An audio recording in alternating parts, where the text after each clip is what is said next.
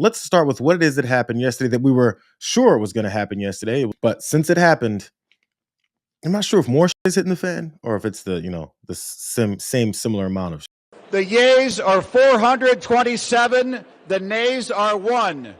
2/3 being in the affirmative. The rules are suspended. The bill is passed. And without objection, the motion to reconsider is laid on the table.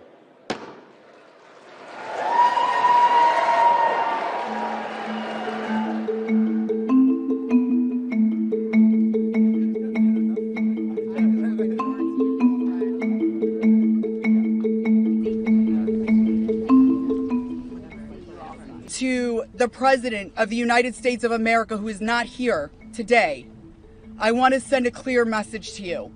While I do understand that your position has changed on the Epstein-files, and I'm grateful that you have pledged to sign this bill, I can't help to be skeptical of what the agenda is. This was a fight that we should have never had to wage. It should have been the easiest thing for every single member of Congress. It should have been the easiest thing for the Speaker of the House. It should have been the easiest thing for the President of the United States to release all the information, every single file, on behalf of these American women. It's the thing that's fracturing the MAGA Republican Party. It's odd that it took this, but it was something that Thomas Massie and Marjorie Taylor Greene, the two biggest now pariahs formerly of the MAGA Republican wing, were celebrating. We fought the president, the attorney general, the FBI director, the Speaker of the House, and the vice president to get this win. He put it in a way, Thomas Massie there, in a way that talk about who it is they all had to go through. And if people are listening closely, the president, Donald Trump, MAGA Republican, vice president, J.D. Vance, MAGA Republican, of course. Also the AG, the FBI director, Kash Patel, Pam Bondi, all of them, Speaker of the House, all of these Republicans that these two Republicans had to fight through in order just to get this discharge petition vote out there, despite the fact that Donald Trump keeps saying this is a Democratic problem.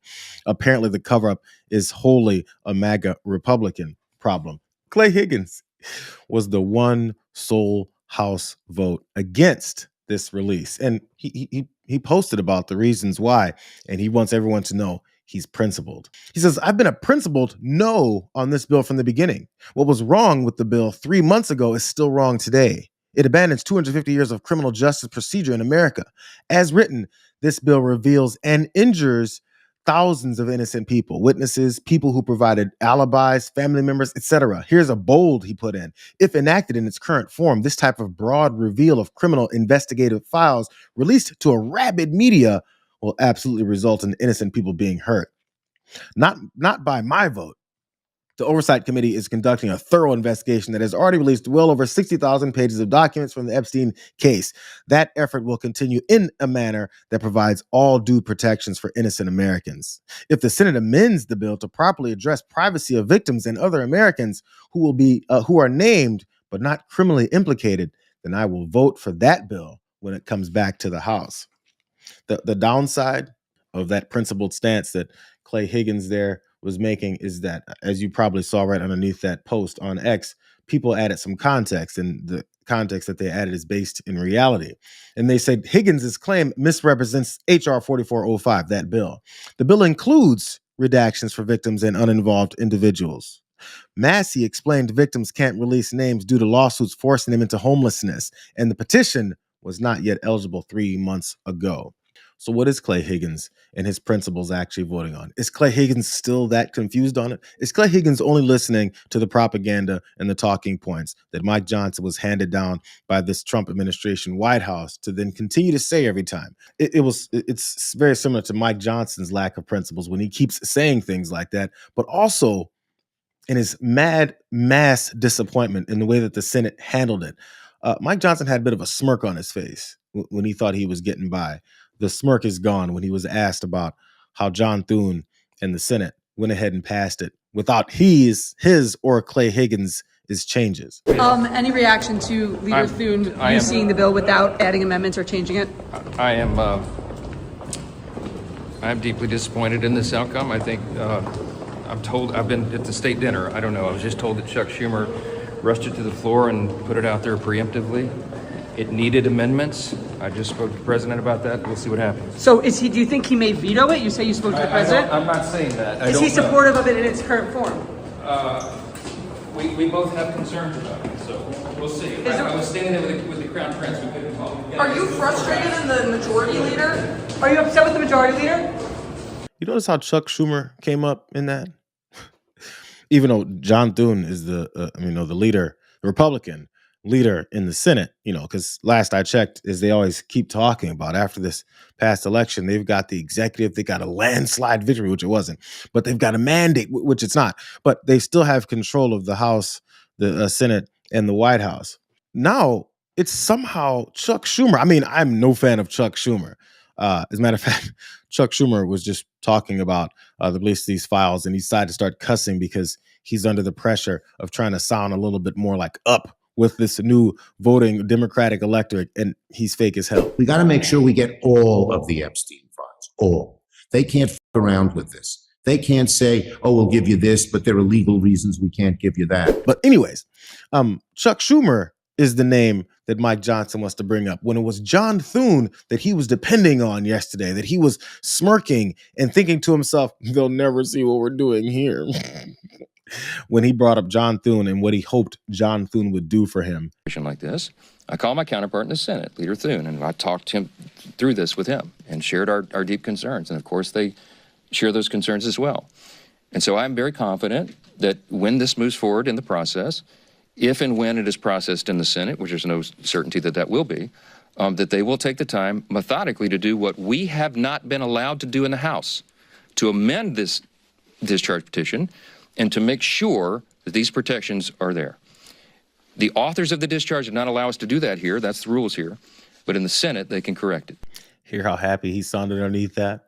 I mean, again, as Donald Trump flipped on this, said that he's going to now give them permission, members of Congress, Republicans, permission to now vote in favor. In fact, he declares that they should. Mike Johnson made the flip with him because, he's attached to the right side of his ass cheek. So he thought this is going to be great.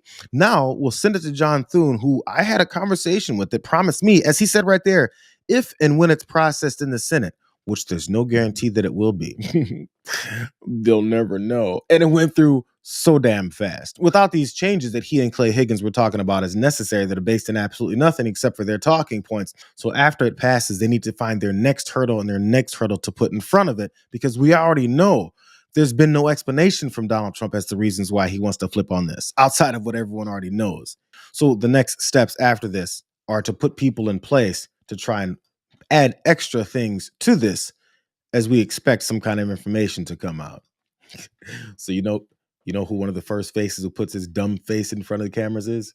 If there's no Epstein list and we want to find out if there were people that were violating the law and who they were, we'll have to construct our own. If there's not an Epstein list floating around in the Department of Justice, maybe following the money, we can construct. Well, it's interesting. The mainstream media was going wall to wall with Epstein while you all were reopening government. I was watching, the vote. You're all over there voting to reopen government, and it's wall to wall Epstein on CNN because some files were released. We'll see if they keep that up.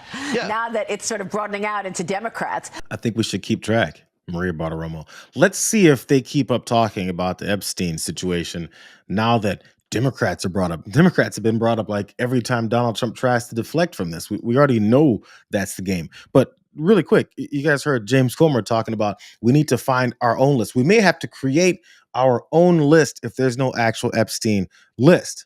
But James Comer wants to point out, because there's no written list down like that, they're going to have to come up with their own. It wasn't the only time that he said it. In the same interview, he did it again.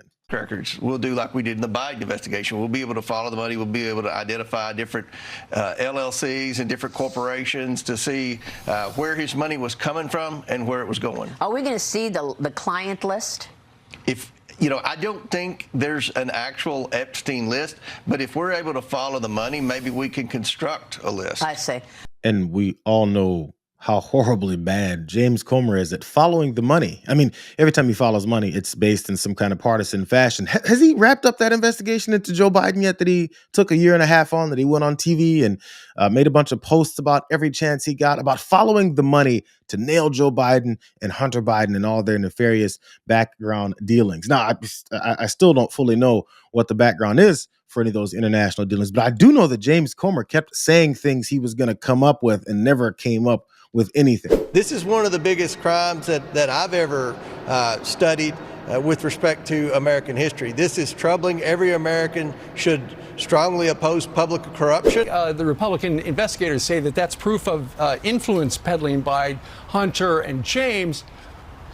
But that's just your suggestion. You don't actually have any facts to that point. You've got some circumstantial evidence. And the other thing is, of all those names, the one person who didn't profit is there's no evidence that Joe Biden did anything illegally. Well, if you look at the laptop and the emails between the president's son and his associates, they went to great lengths to hide Joe's involvement. They even gave him nicknames. They called him the Celtic and the big guy. But make no mistake, Joe Biden was involved. So again, like the theme goes, maybe you guys know where I'm going with this.